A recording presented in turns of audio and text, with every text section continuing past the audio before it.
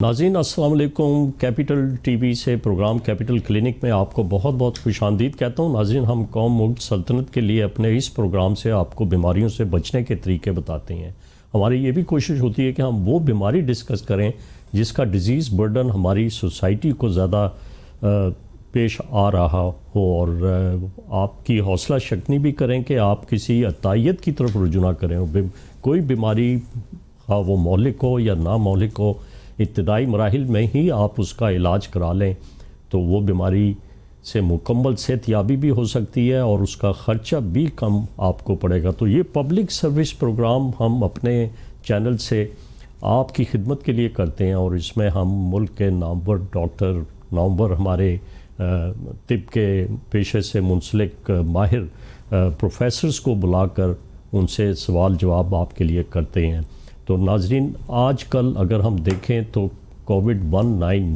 Pneumonia, جو کہ corona virus پوری دنیا کو اس نے اپنی لپیٹ میں لیا ہوا ہے، تو ہمارے ملک میں خوش قسمتی سے اب اس کے کیسز جو ہیں وہ کم ہوتے جا رہے ہیں، اور ایک بڑی ہماری قوم نے بھی، سوسائٹی نے بھی، اور ہمارے حکومتی اداروں نے بھی بڑی محنت اور جان فشانی سے اس کو قابو کرنے میں اپنا کلیدی کردار ادا کیا۔ لیکن میرے وہ کولیگز اور وہ میرے فرض شناس ڈاکٹرز میں کبھی بھی نہیں بھول سکتا، اور کیپٹل ٹی وی کی انتظامیہ ہر وقت ان کو خراج تحسین پیش کرتی ہے، جنہوں نے اپنی جان کا نذرانہ پیش کر دیا ان مریضوں کے علاج کرتے ہوئے جو کہ کرونا وائرس کے حملے سے اسپتالوں میں آتے تھے۔ اور اس میں اگر ہم دیکھیں تو ہمارے پیارے نوجوان ڈاکٹر جو کہ گلگت میں کسی اسپتال میں اپنے فرض کی ادائیگی دے رہے تھے، وہ جلد ہی اپنی موت کی آغوش میں چلے گئے، وہ اسامہ ریاض۔ تو ہم ضرور ان کو خراج تحسین پیش کرتے ہیں اور ان کو اچھے لفظوں میں یاد کریں گے اور ان کے لیے دعا گو بھی ہیں۔ تو آج ناظرین میں ایکسکلوسو ڈسکس کروں گا اپنے اسٹوڈیو میں آئے ہوئے مہمان، جو کہ ایک بہت ہی نامور ڈاکٹر ہیں، بین الاقوامی شہرت بھی رکھتے ہیں، قوم میں بھی قومی شہرت یافتہ بھی ہیں، اور انہوں نے پنجاب کے مختلف اسپتالوں میں اس کے سربراہ رہے اور ڈائریکٹر جنرل ہیلتھ بھی رہے، اور اس وقت وہ جو ہیں یونیورسٹی آف لاہور میں میڈیکل ڈائریکٹر بھی ہیں، اور ایک اس اسپتال کو چلا رہے ہیں جو اسپتال نے سب سے پہلے پرائیویٹ سیکٹر میں کووڈ-19 سے آئے ہوئے مریضوں کا علاج شروع کیا۔ وہ ہیں ڈاکٹر زاہد پرویز، اور حکومت پاکستان نے، صدر پاکستان نے ان کو ستارہ امتیاز سے بھی نوازا، یہ جب کہ ڈائریکٹر جنرل ہیلتھ پنجاب تھے، اور بڑی مہارت سے انہوں نے اپنے اس دور میں 5-6 بیماریاں ایسی تھیں جو کہ وبائی صورت میں پنجاب میں، سندھ میں اور پاکستان کے دوسرے صوبوں میں حملہ آور ہوئی تھیں، جس میں پولیو ہے، میزل ہے، ڈفتیریا ہے جس کو خناق کی بیماری کہتے ہیں، جس میں بچے اکثر حملہ آور، یہ بیماری بچوں میں حملہ آور ہوتی ہے اور بڑا اس کے مہلک اثرات پیدا کرتی ہے۔ اور ساتھ ہی انہوں نے اس وقت بھی SARS-CoV-2 کا بھی حملہ ہوا تھا، اس میں بھی انہوں نے بڑا اہم رول ادا کیا اور اس کو قابو ہونے میں حکومت کو اپنی ترجیحات بھی بتائیں اور کس طریقے سے اس کو قابو کیا۔ تو میں آج ان سے ضرور پوچھوں گا کہ جو کرونا وائرس کی انفیکشن ہے وہ کیا اسٹریٹجی آپ نے اختیار کی یونیورسٹی آف لاہور میں، جس سے کافی مریض وہاں پر آئے اور کافی صحت یاب ہو کے گئے، اور ان میں کچھ ایسے بھی تھے جن کو کہ اور دوسرے مہلک امراض لاحق ہوئے تھے لیکن وہ جان کی بازی ہار گئے۔ تو سب سے پہلے ناظرین میں اپنے اسٹوڈیو سے ان ڈاکٹروں کا شکریہ ادا کرتا ہوں جنہوں نے اپنی جان کا نذرانہ پیش کیا۔ وہ آپ اپنی ہماری اسکرین پہ ملاحظہ فرمائیں گے۔ اس کے بعد میں ڈاکٹر زاہد پرویز سے اس بیماری کے بارے میں کچھ سوالات کروں گا۔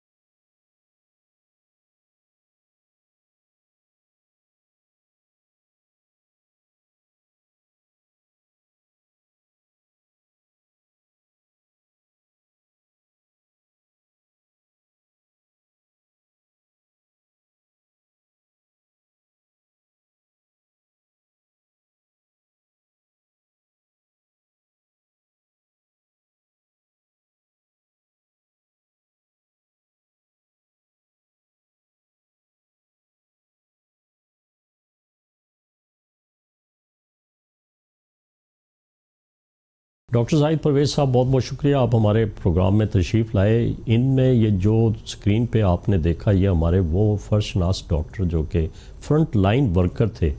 یہ کرونا وائرس کے حملے میں جو بھی مریض آ رہے تھے اسپتالوں کے مختلف شعبہ حادثات اور کووڈ-19 وارڈز میں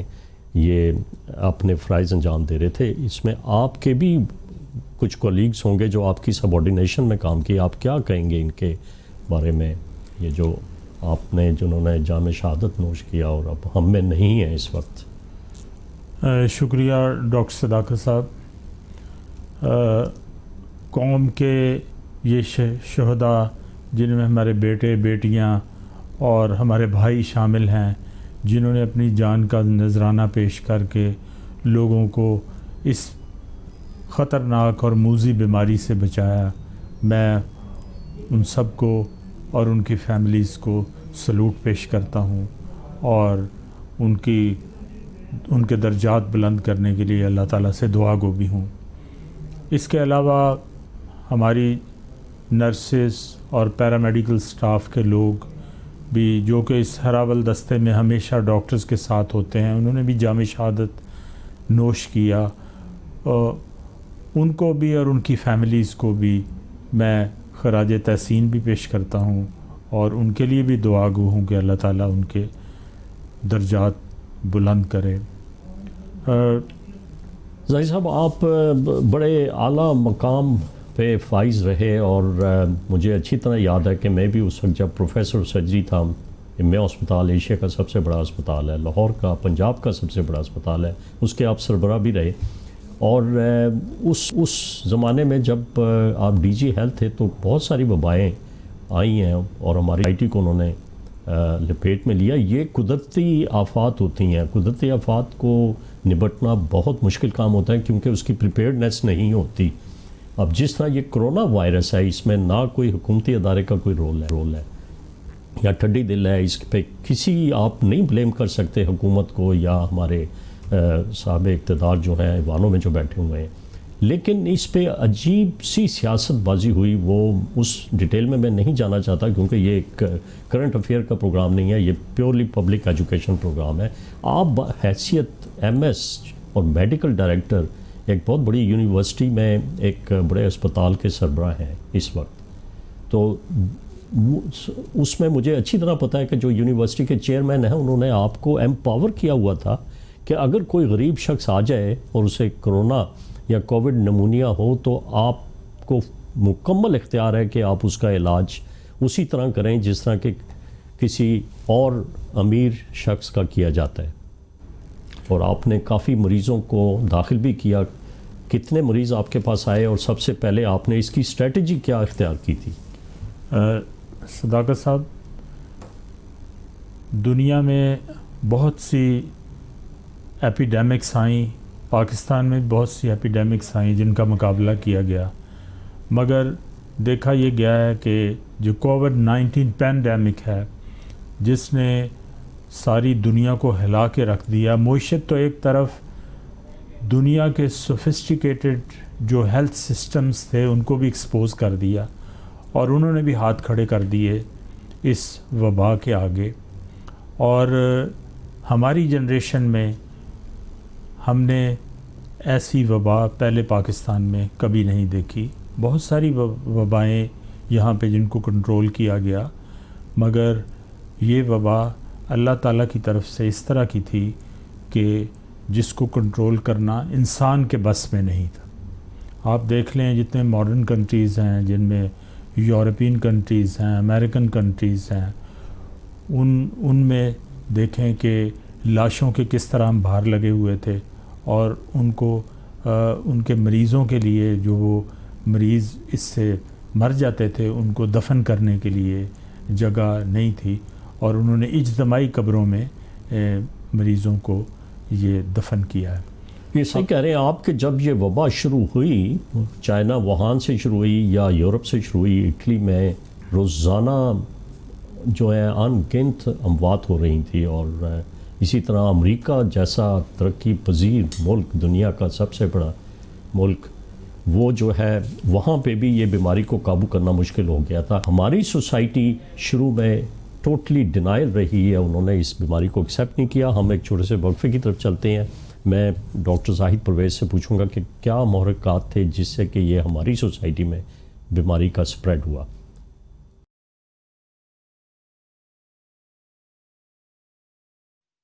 دوبارہ خوش آمدید کہتا ہوں. ہم اپنے آج اس کیپٹل کلینک سے آپ کے لیے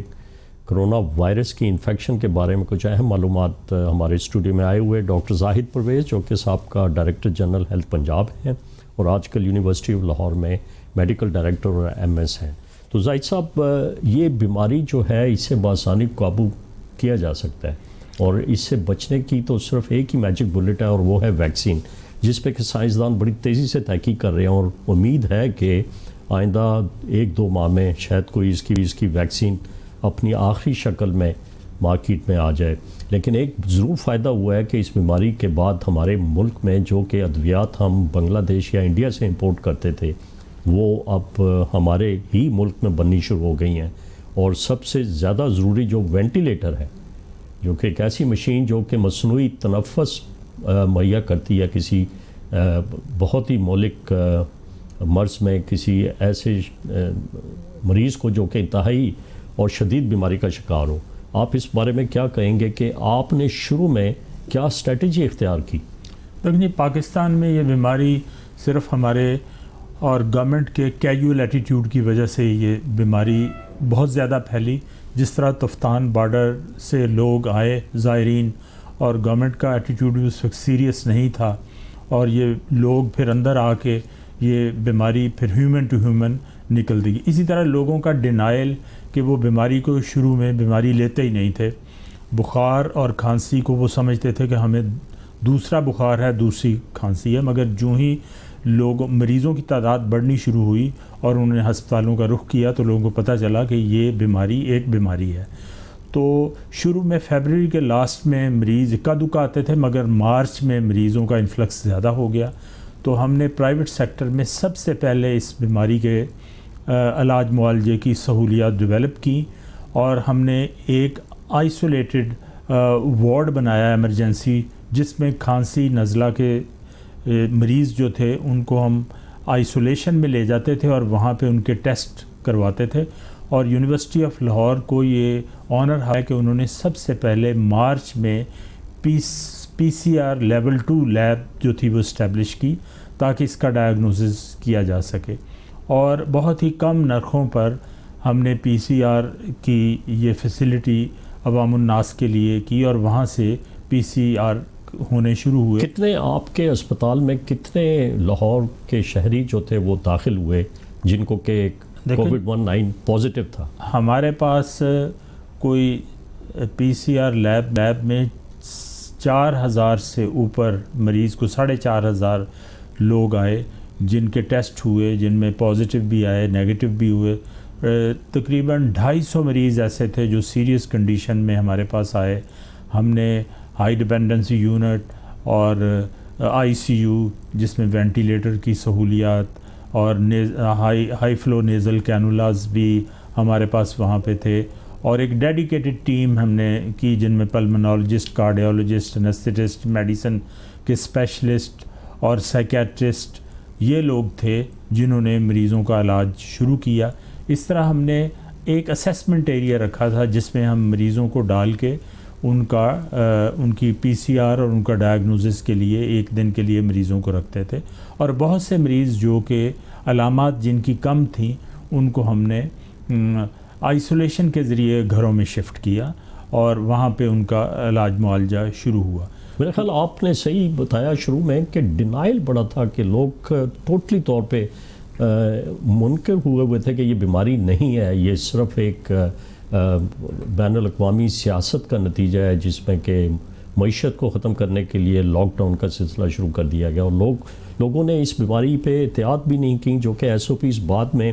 تحقیق ہوئی تو پتہ لگا کہ 6 فٹ کا اگر فاصلہ آپ رکھیں اور ماسک پہن کے رکھیں اور اگر آپ کو معمولی سے بھی جسم میں درد ہے، کھانسی کی شکایت ہے یا بخار ہے تو آپ اپنے گھر میں دوسرے افراد سے بالکل الگ ہو کے بیٹھ جائیں تو آپ اپنی بیماری کو دوسروں تک پھیلائیں گے بھی نہیں اور اگر گھر پہ آرام کریں گے تو ہو سکتا ہے یہ بیماری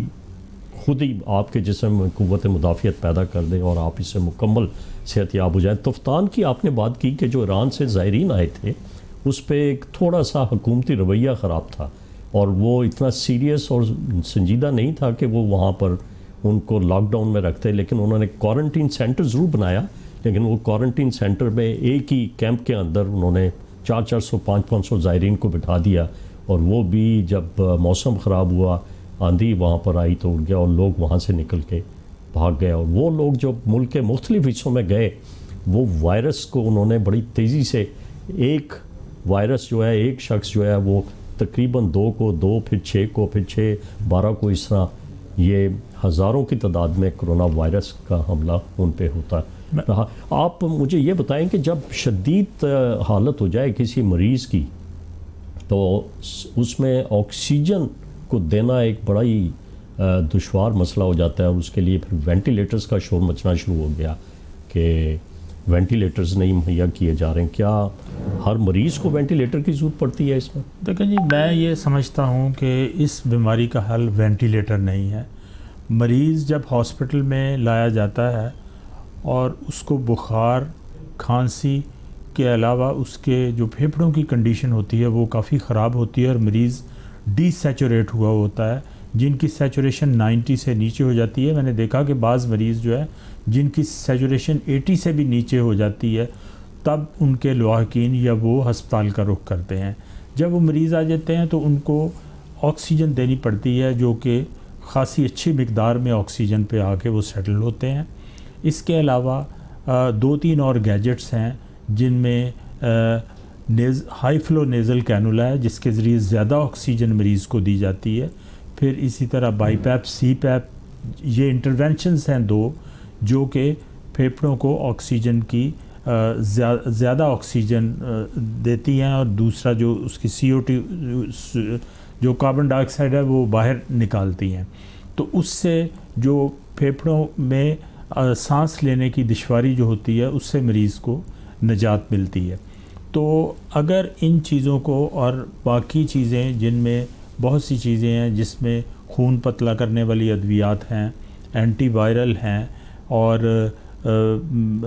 اسٹیرائڈس ہیں, یہ کمبینیشن مریض کو دیا جاتا ہے تو اس سے مریض کی جو بہتری ہے کافی بہتر اس میں ہو جاتا ہے. پھر اس طرح جو مریض آکسیجن سے ٹیپر آف کرتے ہیں ان کو ہم ICU سے یا ہائی ڈیپینڈنسی یونٹ سے وارڈ میں شفٹ کر دیتے ہیں, اور وارڈ میں رہنے کے بعد ان کے ٹیسٹ دوبارہ کرائے جاتے ہیں. جب وہ نیگیٹو آ جاتے ہیں 2 دفعہ تو پھر ہم ان کو ڈسچارج کرتے ہیں. آپ کے سینٹر میں ڈیتھس بھی ہوئی ہیں کیا؟ ڈیتھس ہوئی ہیں جی, زیادہ تر ڈیتھس ان مریضوں کی ہوتی ہیں. میں نے یہ نوٹ کیا ہے کہ یا تو اوبیسٹی, جو اوبیس مریض ہوتے ہیں موٹے, یا ڈائبٹیز یا ہائپر ٹینشن جن کو اور کو ماربڈ کنڈیشنز ہوتی ہیں, رینل فیلئر ہوتا ہے, ایسے مریض جو ہیں وہ باوجود کوشش کے سروائیو نہیں کر سکے. دیکھا یہ گیا ہے کہ ایسے مریض جو میل ہوتے ہیں خاص کر ان میں یہ جو مرض ہے یہ زیادہ پھیلتا ہے اور ان کو کنٹرول کرنا مشکل ہے, جبکہ خواتین میں اور بچوں میں اس مریض کا حملہ کم دیکھا گیا ہے. اور اسی طرح جو مریض ینگ ہوتے ہیں اور وہ اپنی ان کے پھیپھڑوں میں انفلٹریشن زیادہ ہوتی ہے, ان کے لیے بھی ڈیفیکلٹی ہوتی ہے کہ ان کی سیچوریشن کو مینٹین کرنا کافی مشکل کام ہوتا ہے. اور اچھا, شروع میں آپ مجھ سے متفق ہوں گے کہ اسپتالوں میں جو عملہ کام کر رہا تھا ہمارا, جس میں نرسز, پیرامیڈکس اور ڈاکٹرز, فرنٹ لائن ورکر شامل ہیں, ان کو کوئی کانسیپٹ نہیں دیا گیا تھا, اور یہ بھی شور مچا تھا کہ جو PPE ہے, جو ایسی پرسنل پروٹیکشن ایکوپمنٹ جو ہے وہ بھی ان کو نہیں, جس میں فیس شیلڈ ہے, گلاسز ہیں کہ ان کی آنکھوں تک وائرس نہ پہنچے, ماسک ہیں, گلوز ہیں, اس کی کمی کی وجہ سے بھی ہمارے بہت سارے ہیلتھ کیئر ورکر جو ہیں وہ اس بیماری کا شکار ہوئے. لیکن اس میں 2 فیکٹر ہوئے ہیں. ایک تو ہے کیونکہ شروع میں PPEs کا سٹاک پاکستان میں نہیں تھا, پھر اس کا یہ ہوا کہ لوگوں نے یہاں پہ PPEs بنانے شروع کر دیے جو کہ سب سٹینڈرڈ تھے, ہاں اس سٹینڈرڈ کو میٹ نہیں کرتے تھے, جن کو پہن کے ڈاکٹرز نرسز اور پیرامیڈکس جو تھے وہ محفوظ نہیں تھے، تو ان پی پیز کی وجہ سے بھی کافی لوگ انفیکٹ ہوئے اور یہ بیماری جو ہے پھیلی۔ بعد میں جب پی پیز اچھی کوالٹی کے پی پیز گورنمنٹ نے بھی امپورٹ کیے اور پرائیویٹ سیکٹر نے بھی امپورٹ کیے، تو پھر یہ کام جو تھا یہ کافی بہتر ہو گیا۔ اس میں زاہد صاحب میں آپ سے ضرور، آپ ایک بہت بڑے پرائیویٹ ادارے سے منسلک ہیں اور جن کی انٹرپرینیورشپ میں پوری دنیا میں مشہور ہے کہ وہ صرف پاکستان میں نہیں، کافی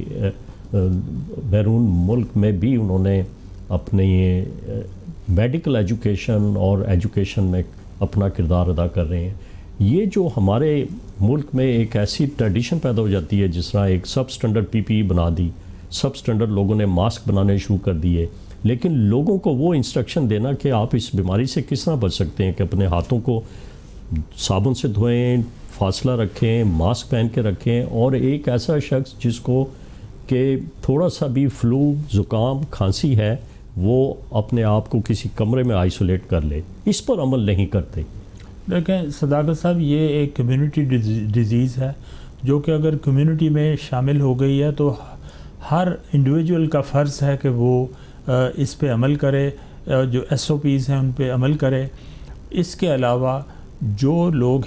at the helm of affairs ہیں، جن میں میڈیا ہے، جن میں گورنمنٹ ہے، اور وہ جو کمیونٹی لیڈرز ہیں، ان کو چاہیے کہ لوگوں میں یہ چیزیں لے کے آئیں اور ان کو بتائیں۔ اسی طرح گورنمنٹ لیول پہ یہ ہونا چاہیے کہ جتنے آفیسز ہیں، جتنی گورنمنٹ کے ڈپارٹمنٹس ہیں،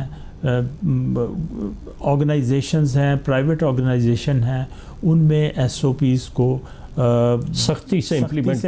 کیا جائے۔ اور دیکھیں سب سے زیادہ جو بگاڑ پیدا ہوا ہے وہ عید الفطر کے دنوں میں، اور اس کے آفٹر 2 ویکس آف عید الفطر یہاں پہ اتنے مریض آ چکے تھے کہ نہ گورنمنٹ سیکٹر میں جگہ مل رہی تھی، نہ پرائیویٹ سیکٹر میں جگہ مل رہی تھی۔ لوگ جگہ کے لیے مارے پھر رہے تھے، اور کئی لوگوں کو ہاسپٹل میں ایڈمیشن نہ ملنے کی وجہ سے ان کی ڈیتھس ہوئی ہیں، گھروں میں ڈیتھس ہوئی ہیں۔ تو اس طرح لوگوں کو چاہیے کہ وہ اس جو وبا آئی ہے،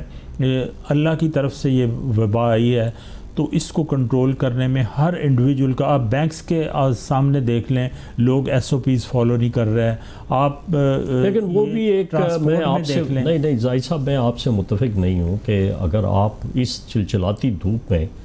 بینکوں میں دیکھیں تو باہر دھوپ کے اندر قطاریں لگائی ہوئی ہیں، اور اندر جو عملہ ہے وہ ایئر کنڈیشن چل روم میں بیٹھا ہوتا ہے اور ایک ایک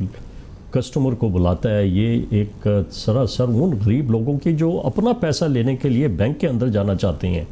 اور انہیں دھوپ میں کھڑا کر دیا جاتا ہے، اور 1 یا 2 شخص اندر جاتے ہیں۔ یہ بھی طریقہ غلط ہے۔ ان کو ڈسٹنس پہ بٹھائیں، ان کے ہاتھ میں سینیٹائزر کا سپرے کر دیں، اور انہیں کہیں ماسک پہن کے بینک کے اندر چلے جائیں۔ 25 لوگ جو ہیں وہ بینکوں کے باہر کھڑے ہیں، صرف اس لیے کہ وہ یا تو اپنے پیسے لینے آئے ہیں، یا بل جمع کرانے آئے ہیں، یا اپنی تنخواہ بینک سے نکلوانے کے لیے آئے ہیں۔ یہ ایک تھوڑا سا ہماری اس غریب یا ہماری قوم کے ساتھ زیادتی ہے۔ میں اس سے مکمل طور پہ متفق نہیں ہوں۔ ایک بینک میں خود گیا، انہوں نے سپرے کرنا شروع کر دیا میرے جوتوں کے اوپر، اور میرے کپڑے خراب کر دیے۔ میں نے کہا جوتوں کے اوپر سپرے کرنے کا کیا فائدہ، ہاتھوں پہ سپرے کر دو، ماسک میں نے پہنا ہوا تھا۔ تو یہ تھوڑا سا اوور ڈو بھی بڑا ہوا ہے، اور وہ میرا خیال ہے کہ اس میں میڈیا پہ جو کچھ ہمارے سیاستدان جو کہ حزب اختلاف سے تعلق رکھتے ہیں، انہوں نے آ کے عجیب سا شور مچا کے لوگوں کو بھی مس گائیڈ کیا، اور لوگ انہیں بڑے شوق سے سنتے رہے ہیں۔ لیکن میرا خیال ہے کہ آپ کی وہ بات بالکل صحیح ہے کہ اس میں عید الفطر کے دن لوگوں نے برے طریقے سے نظر انداز کی ہے وہ ایس او پیز جن سے کہ ہم اس بیماری سے بچ سکتے ہیں۔ اب آنے والے دنوں میں آپ کیا پریڈکٹ کرتے ہیں؟ میں ایک ایڈوائس بھی کروں گا اور لوگوں کو اور ریکویسٹ بھی کروں گا کہ جو عید الاضحیٰ ہے